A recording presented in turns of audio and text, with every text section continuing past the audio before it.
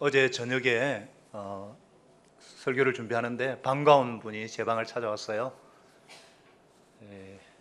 우리 교회에서 훈련받고 결혼해서 멀리 이사를 가서 경산에 조그만 교회입니다. 개척교회 갈릴리 교회. 그게 안수 집사가 되어서 벌써 장로 합동책인데 장로 고시도 학교 가라고 이제 장로 임직만 남았는데, 우리 송한영, 우리 정현순 부부가 안수 집사 부부가 와서 인사를 하고 애들 3명이 얼마나 많이 컸는지 그냥 축복해주고, 또 보초나와 우리 배순심 선교사도 만나고 참 좋은 시간을 가졌습니다. 참 아름다운 하나님의 사람들을 볼 때마다 기분이 좋습니다. 오늘은 하나님 나라의 아름다운 모습들이라는 제목으로 함께 은혜를 나누고자 합니다. 여러분, 우리가 신앙생활을 하면서 사용하는 말 가운데 오해를 많이 하는 단어가 천국이라는 단어와 교회라는 단어입니다. 가장 익숙하면서도 가장 혼돈하고 있는 단어죠. 먼저 천국이라고 하면 죽어서 가는 어떤 곳을 생각합니다. 하지만 사실은 천국은 그런 장소의 개념보다는 관계의 개념입니다. 누구와의 관계인가? 하나님과의 관계입니다. 하나님께서 다스리시고, 천국이니까 하나님의 나라, 하나님께서 왕이 되어 다스리시고, 그 하나님의 다스림을 기뻐하고 기꺼이 그 다스림 안에 있기를 원하는 백성들이, 그 백성들이 있는 하나님의 통치 영역을 천국, 하나님 나라라고 부릅니다. 그래서 우리가 언젠가 가게 될 그곳은 그런 하나님의 통치가 완벽하게 이루어지는 곳이기 때문에 당연히 천국이지만, 하나님의 다스림이 있고 그 다스림에 따라가는 살려는 백성들이 있다면 천국은 이 땅에서부터 시작된다는 것입니다. 그리고 그 천국이 이 땅에 이루어지고 확장되어 가고 있는 모습이 바로 교회입니다. 우리는 교회 그러면 자꾸 건물을 생각합니다만은, 제가 여러 번 말씀드렸지만 교회는 건물이 아닙니다. 이건 예배당입니다. 교회는 건물이 아니고 하나님의 아들 예수 그리스도를 유일한 구원자요 주님으로 영접한 하나님의 백성들이 하나님의 다스림을 받으시면서 사는 무형의 영역 공동체가, 신앙 고백 공동체가 바로 교회입니다. 맞습니까? 그래서 우리 가정이 예수를 믿고 그분의 통치 하에서 그분의 법도대로 살면 우리 가정이 교회입니다. 그런 가정이 몇 가정 모인 가족 단위의 교회를 가정교회, 목장이라고 부릅니다. 그런 목장들이 연합한 지역교회를 미래로 교회라고 부릅니다. 그런 지역교회들이 모여서 합쳐놓은 것을 그리스도를 머리로 한 우주적인 교회라고 부릅니다. 우리가 조금 전에 사도신경 고백하면서 뭐라고 그랬어요? 거룩한 공교회를 믿사오며 할 때 그 공교회가 바로 예수를 머리로 고백하는 우주적인 교회, 바로 그것입니다. 그렇다면 교회는 머리 대신 예수님을 중심으로 주님의 다스림을 따라 사는 곳이기 때문에 아름다워야 정상이죠? 맞아요, 안 맞아요?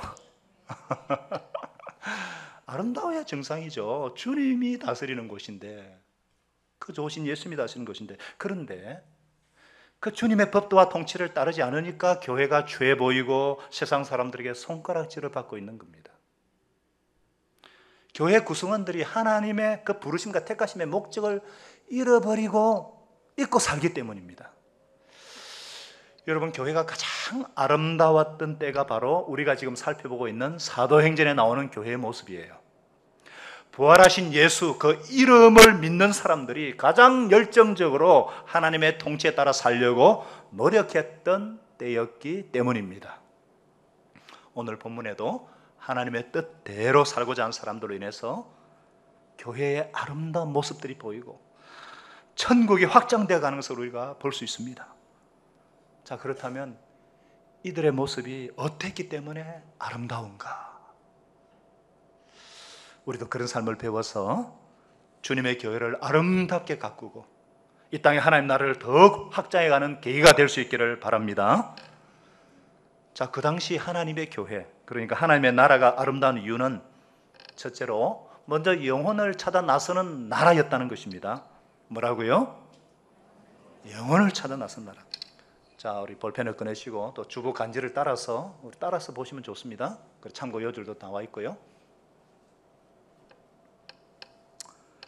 여러분, 성경은 하나님께서 우리를 왜 택하셨는지 그 목적을 망설이지 않고 분명하게 밝힙니다. 우리를 부르신 목적은 어렵거나 복잡하지 않습니다. 굉장히 단순하고 뚜렷합니다. 바로 우리로 하여금 하나님의 축복을 전하는, 다른 사람들에게 하나님의 축복을 전하는 통로로 삼기 위해서입니다. 하나님은 이 세상에 있는 단 한 사람도 그만의 목적, 그 한 사람만 축복을 받으라고 부르신 적이 없습니다. 우리가 종종 이렇게 잘못 이해하는 것이 하나 있어요. 하나님께서 아브라함에게 복을 주시기 위해 부르셨다. 물론 맞지만 진짜가 뭐예요? 창세기 12장 2, 3절에 보면요, 아브라함아, 내가 너를 모든 민족의 축복의 권원으로 삼겠노라. 내가 너로 말미암아 너를 통해서 온 세상 만민이 복을 받게 할 것이다. 내가 너를 축복의 통로로 만들 것이다. 그래서 내가 너를 불렀노라. 이 말씀이잖아요. 하나님은 동일한 명령을 이스라엘 백성들에게 주셨습니다. 출애굽기 우리가 지난번에 배웠듯이 내가 너희를 거룩한 제사장 나라로 삼겠다. 그런데요, 이 이스라엘이요, 이 하나님의 말씀을 왜곡을 해가지고 자기들만 복 받으면 그만이라고 생각하고 하나님을 자기들만의 하나님으로 축소시켜 버렸습니다. 하나님의 대행자가 되어서 다른 민족을 향해 축복의 통로요, 전달자가 되어야 할 그들이 그 책임감을 잊어버리고 자기들만 복 받기를 좋아했다는 거예요. 그 결과가 뭡니까? 그 결과 하나님의 진노를 받아서 히틀러에게 600만이나 희생을 당하고 2000년 동안이나 나라를 잃고 떠돌이 생활을 해야 했습니다. 이스라엘은 하나님의 진노를 받고 버림을 받았습니다. 실패했죠. 그러나 하나님은 새 이스라엘, 이스라엘이 하나님의 황태자 이런 뜻이거든요. 새 이스라엘, 엘이 하나님이죠. 새 이스라엘이라는 누굽니까? 그리스도인들, 그리스도를 주로 모신 자들, 그런 그리스도인을 부르셔서 가감하게 이렇게 명칭을 붙이셨습니다. 너희는 왕같은 제사장들이다. 우리가 제사장입니다. 당신이 제사장입니다. 제사장은 자신을 위해 사는 사람들이 아닙니다. 백성들을 위해서 하나님 앞에 제사를 드리는 사람이고 하나님의 말씀을 백성들에게 전달해 주는 사람들입니다. 축복의 통로요, 축복의 전달자입니다. 누가요? 우리가요. 바로 당신이요. 옆에 분에게 진짜 주님의 마음으로 얘기하십시다. 당신은 제사장입니다.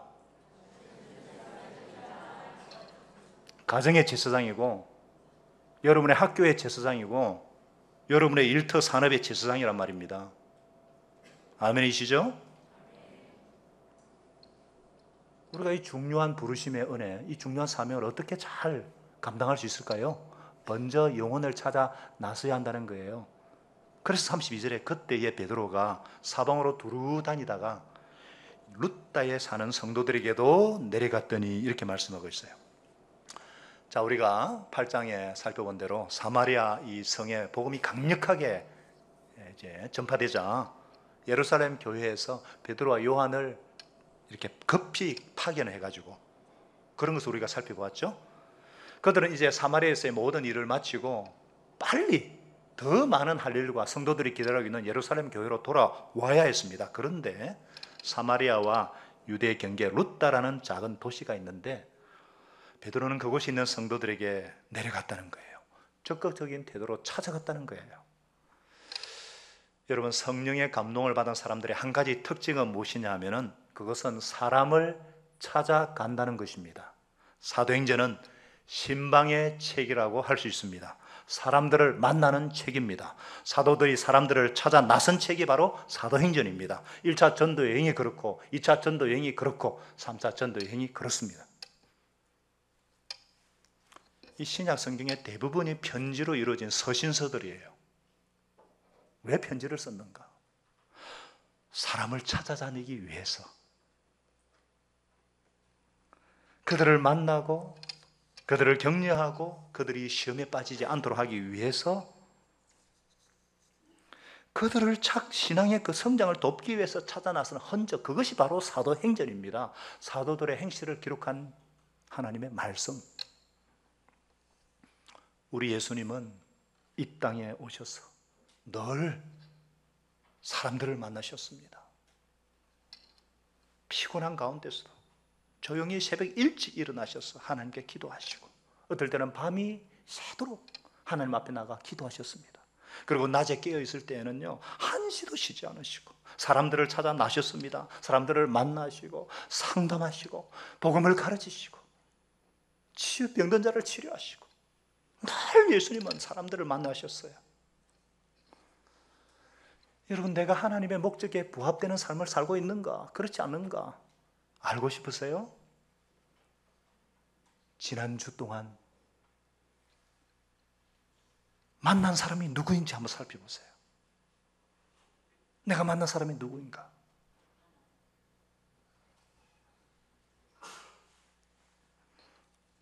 하나님도 물론 맞고요. 직장의 동료들 여러 사람 있죠. 정말 여러분들이 기도 가운데 염려하는 가정이 있어서 그 가정을 방문해 보셨는지, 전화를 해서 사랑하는 형제님, 자매님, 금요일 목장 때 만납시다 초대를 하거나 식사를 대접해 보신 적이 있는지, 기도 제목을 물어보고 그 응답을 받았는지 확인해 보셨는지요. 여러분, 베드로가 방문을 하다가 애니아라는 중풍병자를 만납니다. 그는 8년 동안이나 스스로 옷을 입을 수도 없고 먹을 수도 없고 화장실에 갈 수도 없어서 누군가에게 도움을 받아야 합니다. 일부러 만나러 간 것이 아니에요. 신방을 하다 보니까 이런 사람을 만난 거예요. 우리 주변에는 정말로 도와야 할 사람들, 위로를 해줘야 할 사람들이 너무너무 많습니다. 겉으로 보기에는 다 훌륭해 보이고 문제가 없어 보여도 그 영혼에 깊은 고독이 있는 사람들이 있습니다. 그럼에도 우리는 보통은요, 교회 문 열어놨으니까 오라. 우리는 그런데 예수님은 가라 이렇게 말씀하셨습니다. 맞습니까? 우리는 와보세요 이라는데 예수님은 가라 그랬어요.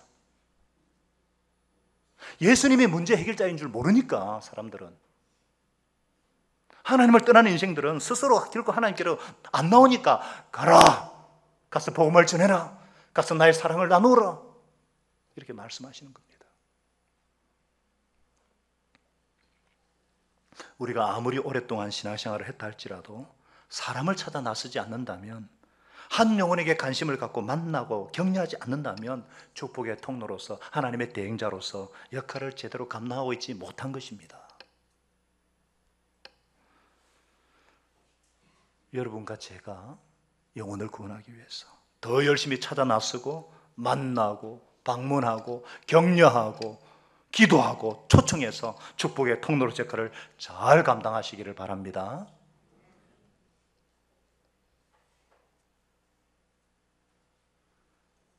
두 번째로, 그 당시 교회가 왜 아름다웠는가? 그 하나님 나라가 아름다운 이유는 무엇인가? 문제를 도와주고 해결하는 나라였다는 것입니다. 사람들의 문제를 구체적으로 도와주고 해결해 주었다는 거예요. 성령에 붙들린 교회는요, 문제 가진 사람들의 그 문제가 보이고 그 문제를 해결해 주기 위해서 힘을 씁니다. 구제와 선행의 아름다움이 있었다는 거예요. 36절에 보니까 도르가라는 별명을 가진 다비드라는 한 여자 성도가 있었습니다. 그런데 이 사람이 평소에 얼마나 선행을 많이 했는지 특별히 가난한 가부들을 많이 도와주었어요. 야, 굉장히 부자인가 보다. 절대로 아닙니다. 왜요? 39절에 보니까 지은 속옷이라고 그랬어요. 사온 속옷이 아닙니다. 돈 있는 사람이 뭐하러 옷을 지어서 주겠습니까? 그냥 사서 주지. 남을 도우려면 보통 돈으로 돕는데 이 사람은 돈뿐 아니라 자기 시간과 노동을 써서 가난한 사람을 섬겼다는 거예요. 가난한 가부들을 향한 그 마음이 특별했던 사람이었다는 것입니다. 이렇게 소외된 사람들에게 관심을 기울이고 어려운 사람을 돌보는 그것이 바로 교회가 아름다울 수 있는 큰 이유였다는 것입니다. 그렇죠? 사람들은요, 끊임없이 정말 무엇에 관심 가야 되는가? 교회가 해야 될 일이 뭔가? 여러분, 하나님은요, 성경에 계속해서 고아와 가부와 나그네를 잘 돌봐주라고 말씀하십니다. 이 세 부류가 그 당시 가장 소외된 계층, 의지할 것이 없는 사회적 약자거든요. 그래서 신명기 14장에 보면은 여러 군데 있지만 한 말씀만 보면은 당신들이 사는 성 안에 유산도 없고 차지할 목도 없는 레위 사람들이나 뜨돌이나 고아나 가부들이 와서 배불리 먹게 하시라. 배불리 먹게 하라는 거죠. 그러면 주 너희 하나님께서 당신들이 경영하는 모든 일에 복을 내려주실 것이다. 하나님의 명령인과 동시에 놀라운 축복이 보장되어 있습니다. 그래서 우리는 소외된 사람들, 특히 약자들에 대해서 두 가지가 필요한 것 같아요. 하나는 그런 분들을 향한 태도와 관심입니다. 어떤 유명한 분이 이런 말을 했습니다. 그의 믿음을 측정할 수 있는 가장 좋은 방법은 그 사람이 사회에서 별로 가치를 두지 않는 사람, 특별히 아무도 돌보지 않는 사람들에게 어떻게 대하는가를 보는 것이다.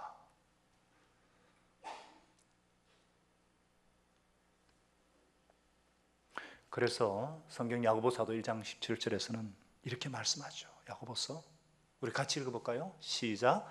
하나님 아버지 앞에서 정결하고 더러움이 없는 경건은 곧 고아와 가부를 그 환난에서 또 자기를 지켜 새 속에 물들지 아니하는 그것이니라. 그래요. 두 번째는요, 실제로 그분들을 위해 물질을 쓰는 것입니다. 일정 금액을 구제를 위해서 정해두고 베푸는 데 쓰라는 거예요. 디모데전서 6장 17절 18절에도 이렇게 말씀하고 있습니다. 교만해지지도 말고 덧없는 재물에 소망을 두지도 말고 오직 우리에게 모든 것을 풍성히 주시는, 즐기게 하시는 하나님께 소망을 두고 또 선을 행하고 좋은 일을 많이 하고 아낌없이 베풀고 즐겨 나누어주는 삶을 살라는 겁니다. 그런 점에서 우리 교회는 이런 구제와 선행이 아주 많이 일어나고 있어서 얼마나 감사한지 모릅니다. 지금도 수많은 성도들이 서로 간에 돕고 있는 것을 저는 압니다. 목장을 섬기는 데 보태 쓰라고 은밀히 지어주기도 하고, 금전거래를 하면 안 되기 때문에 받을 생각도 하지 않고 그냥 물질을 주기도 합니다. 적은 돈이 아닙니다. 그리고 교회를 통해서 선교지에 혹은 도움이 필요한 곳에 매달 교회를 통해서 후원하고 전달합니다. 얼마나 감사한지 모릅니다. 넉넉한 사람들이 아닙니다. 사업이 어렵지 않은 사람들이 아닙니다. 이런 일들이 계속 진행되어야 할 줄로 믿습니다. 성도와 이웃의 그 어려움들, 그 필요를 채워줘야 하고, 물질적인 필요뿐만 아니라 이 감성적인 이런 필요도 도와야 합니다. 여러분, 이 세상에 문제가 없는 사람이 어디 있습니까? 제가 목회를 하면 할수록 깨닫는 것이 있습니다. 느끼는 것이 있습니다. 저 가정은 괜찮겠지 하는데도 가까이 가보면 다 고민거리가 있어요. 고통이 있고 문제가 있어요. 8년 된 중풍병을 앓는 이 사람처럼 부부관계로 고민하는 사람, 형제간에 갈등 가진 사람, 자신 문제로 속을 썩이는 사람, 영이 죽어 있는 사람, 물질에 어려움이 있는 사람들, 우리가 도와야 될 사람이 너무너무 많아요. 그들의 필요를 누가 채워줄 것입니까? 그들의 필요를 누가 채워야 줘야 되죠?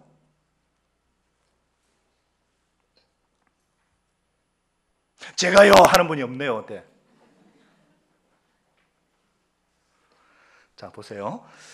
우리 39절에 보니까 다비다 이 장례식장에 가부들이 모두 와서 울었다고 말씀하고 있죠. 세상의 장례식에는요, 친했던 사람들이 옵니다. 그중에 돈 많은 사람들이 와가지고 근사한 얘기한다면 더 좋겠죠.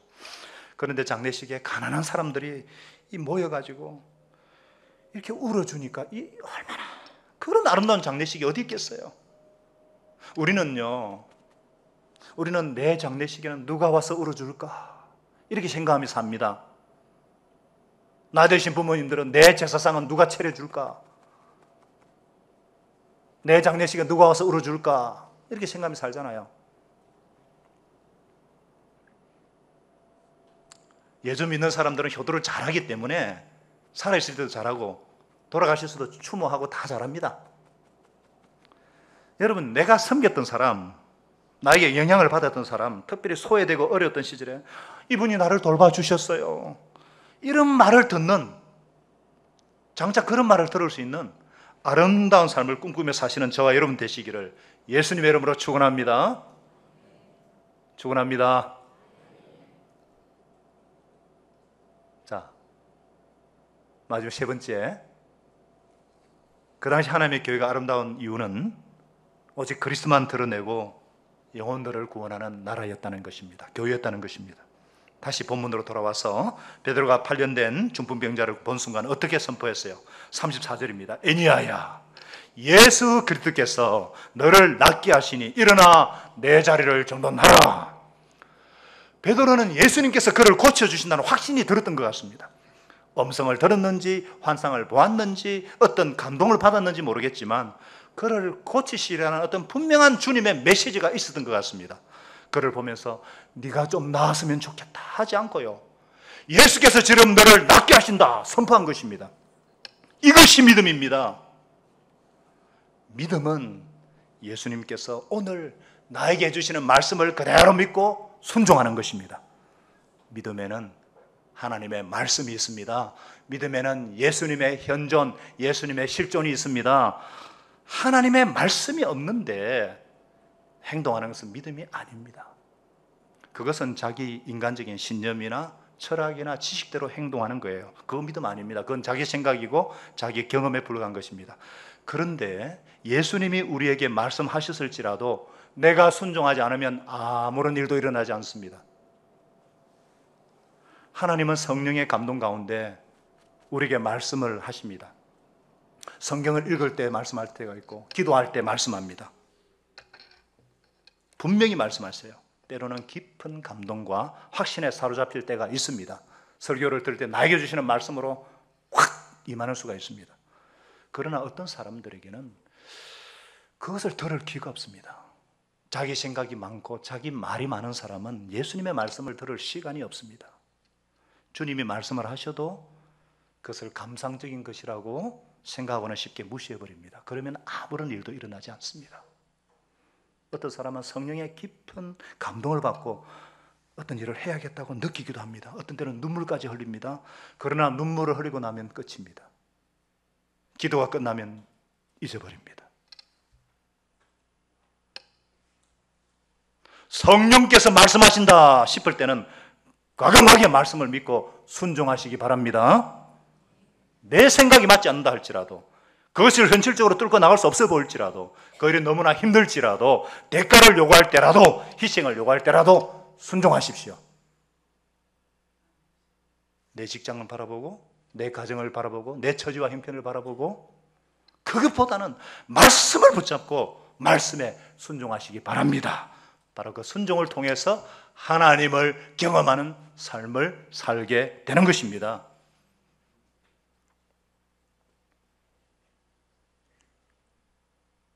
여러분, 베드로가 애니야에게 했던 말, 애니야야 일어나 내 자리를 정돈하라, 이 말을 들으니까 뭐 생각나지 않으세요? 생각나는 거 없으세요? 이거 베드로 말 아니라 예수님 말입니다. 마태복음 9장 6절에 중풍병자에게 일어나 내 자리를 들고 걸어가라. 지금 베드로는 예수님과 똑같은 식으로 말하고 있어요. 애니야를 낫게 해주실 분은 베드로가 아니라 예수님이라는 걸 믿었기 때문입니다. 또 두 번째로 다비다를 고칠 때도 마찬가지예요. 베드로가 사람들을 다 보내고 난 뒤에 무릎을 꿇고 기도하여 돌이켜 이르되 다비다야 일어나라 하니까 그가 눈을 떠서 베드로를 보고 일어나 앉는지라. 여러분, 베드로가 시체를 눈앞에 두고 명령하고 있습니다. 그는 죽은 시체를 보지 않고 살아계신 하나님의 능력을 주시하고 있었던 것입니다. 하나님의 품 안에 살아서 천국에서 뛰노는 다비다를 보고 있었던 거예요. 제정시민 이런 말을 할 수가 없습니다. 그러나 베드로는 그렇게 선포했고 다비다는 눈을 뜯고 베드로 앞에 앉아 일어나 있습니다. 저는 이 사실을 믿습니다. 하나도 의심하지 않습니다. 지금도 이런 일이 일어날 수 있음을 믿습니다. 왜냐하면, 왜 그런가 하면 다비다야 일어나라, 이 말도 베드로만이 아니라 예수님의 말씀입니다. 마가복음 5장 41절에 똑같이 죽은 여자에게 소녀에게 예수님이 뭐라 그랬어요? 소녀야 일어나라, 다리다 굼, 이런 뜻이에요. 답이다 굼, 그런 겁니다. 똑같습니다. 제가 지금 무슨 말씀하는지 아시겠어요? 제가 지금 무슨 얘기하느냐면은, 지금 베드로는 자기 색깔을 내지 않고 예수님을 그대로 따라하고 있는 것입니다. 그는 철저하게 예수님의 그늘 밑에 있으려고 어떤 사역이든지 그 열매를 온전히 예수님께로 돌렸다는 것입니다. 할렐루야. 그는요, 모든 사역을 예수님만 의지하고 예수님만 드러나도록 예수 이름으로 자기 색깔을 내지 않으려고 하는 거예요. 한번 생각해 보세요. 사도행전을 시작하고 지금까지 어느 정도의 시간이 흘렀는지 모르겠지만 베드로가 누굽니까? 야, 베드로는 그동안 끊임없는 기적을 경험했잖아요. 그의 설교 한마디로 하루에 3,000명이 회개하고 세례받고 제자가 되는 사건, 안전뱅이를 일어나 걸어가는 사건, 말 한마디에 아나니아 삽비라 부부가 쓰러져 죽는 기적, 수많은 병자가 나음을 얻고, 게다가 그로 인해서 베드로가 지나갈 때 그림자라도 덮이고 싶어 할 정도로 사람들이 따랐어요. 이 정도면 이제 자기 색깔을 내고 싶을 때도 되었을 텐데 베드로는 철저하게 예수님의 그림자 밑에 머물려고 합니다. 바로 이 점이 그 당시 교회가 아름다움을 유지하는 데 핵심이었던 것 같습니다. 오직 예수 이름, 예수님의 능력. 그렇잖아요.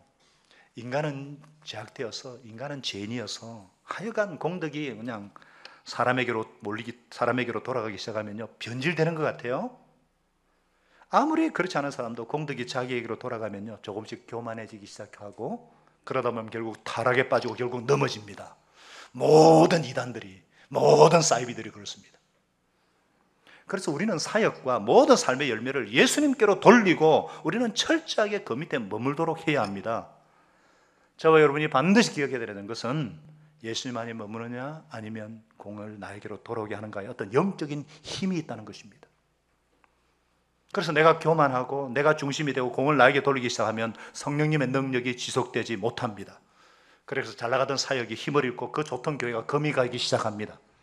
교만한 성령님을 근심하게 하고 소멸하게 하는 죄악입니다.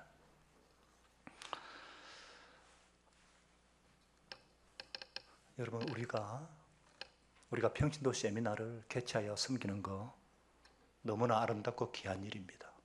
대가가 따르고 희생이 따릅니다. 근데요,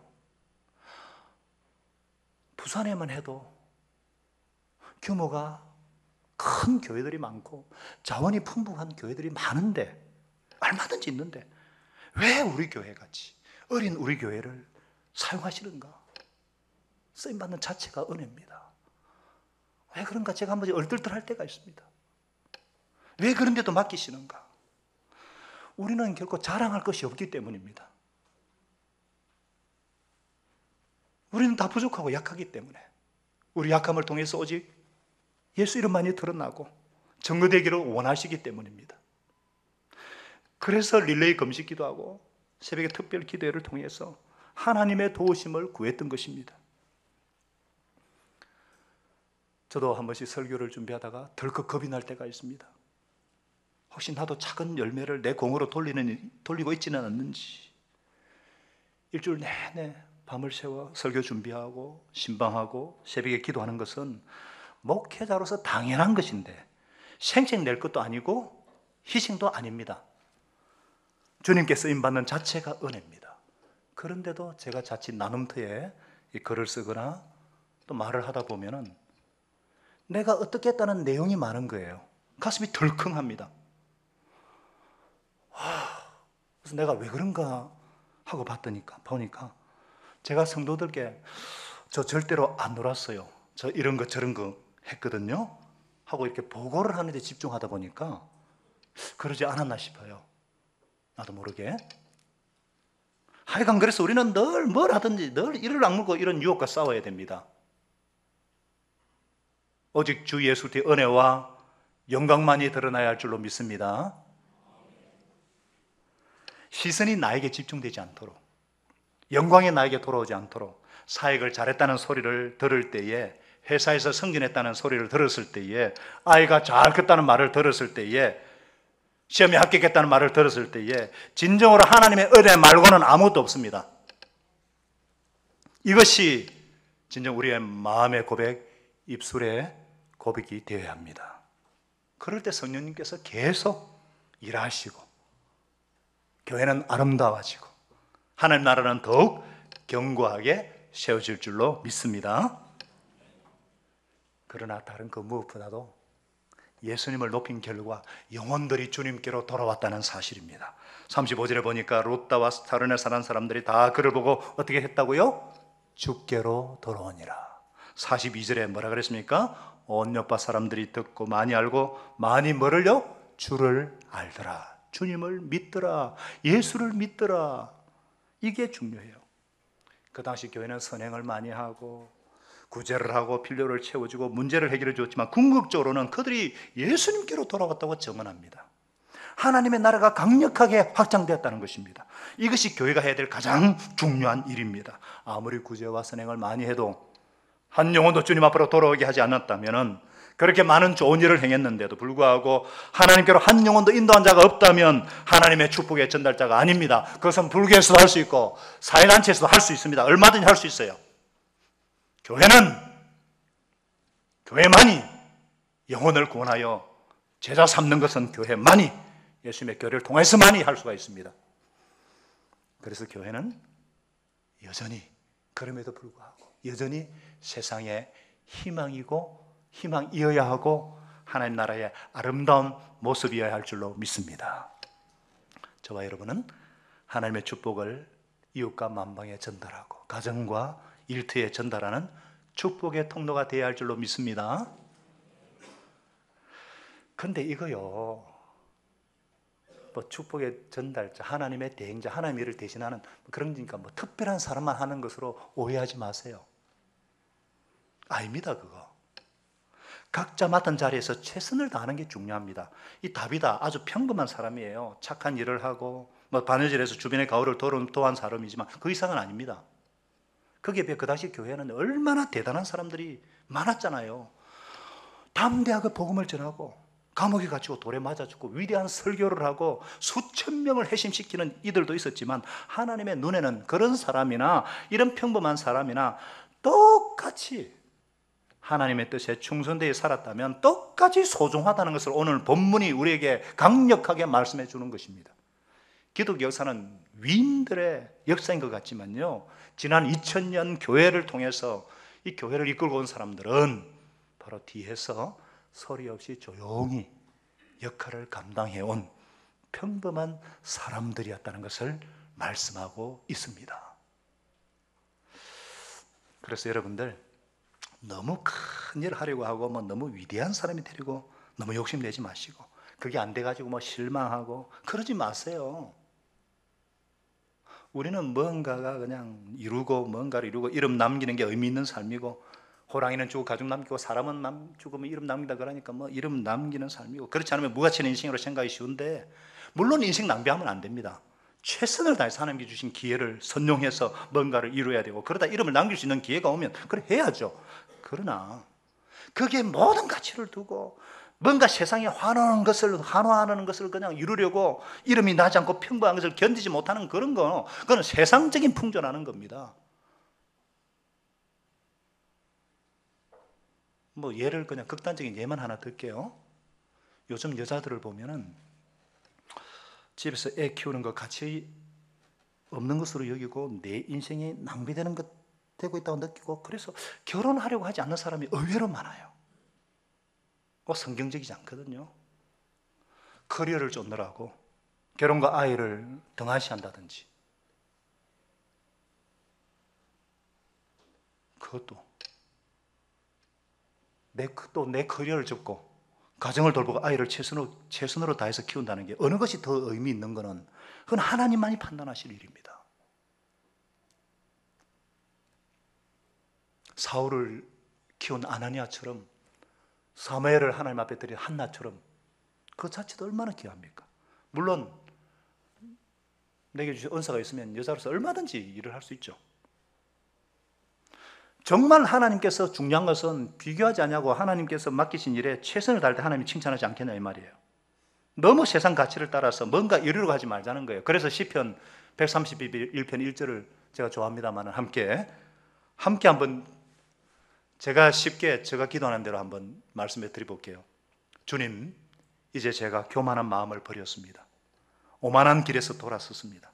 너무 큰 것을 가지려고 나서지 않고 분에 넘치는 놀라운 일을 이루려고도 하지 않겠습니다. 제가 평생 싸워온 것이 비교의식과 자기 연민, 열등감, 정말 하나님 앞에서 살고자 한 거. 혹시 여러분들 가운데 그런 분들이 있을까 봐 내가 평범하다고 내 자신을 스스로 비교하는 분이 있을까 봐 그러지 마세요. 모든 사람들이 소중해요. 하나님 우리 한 사람 한 사람 존재 자체를 귀하게 생각하십니다. 교회도 마찬가지예요. 어떤 일이 더 중요하고 덜 중요한 거 없습니다. 잠옷실에서 아기도 안고 예배를 보는 것이나 보이지 않는 곳에서 영상을 만들기 위해서 찍는 사람이나 똑같이 하나님께는 소중한 사람들입니다. 앞에 나오는 저 같은 사람만이 아니라 다만 각자 맡은 일에서 최선을 다해서 섬기고 희생하고 봉사하고 충성하면 돼요. 그래서 마태복음 25장 21절에서 주님이 뭐라 그러셨습니까? 착하고 충성된 종아, 네가 작은 일에 충성하였으며 많은 것을 너에게 맡기리니 내 주인의 하나님의 즐거움에 참여할지어다. 사회에서도 마찬가지예요. 내가 큰 일에 쓰임받지 못한다고 중요한 사람이 아니라 기죽지 마십시오. 하나님은요, 우리를 성공하라고 부르신 것이 아니라 충성하라고 부르셨습니다. 내가 하나님 앞에 중요하고 소중한 사람이라는 것을 기억하고 가슴을 펴고 있는 자리에서 최선을 다하고 예수님만을 높이고 섬기고 한 영혼을 주께로 돌아오게 하는 하나님의 대행자의 삶을 사시는 그런 저와 여러분, 우리 미래로 공동체가 되게 하시기를 예수님의 이름으로 축원합니다.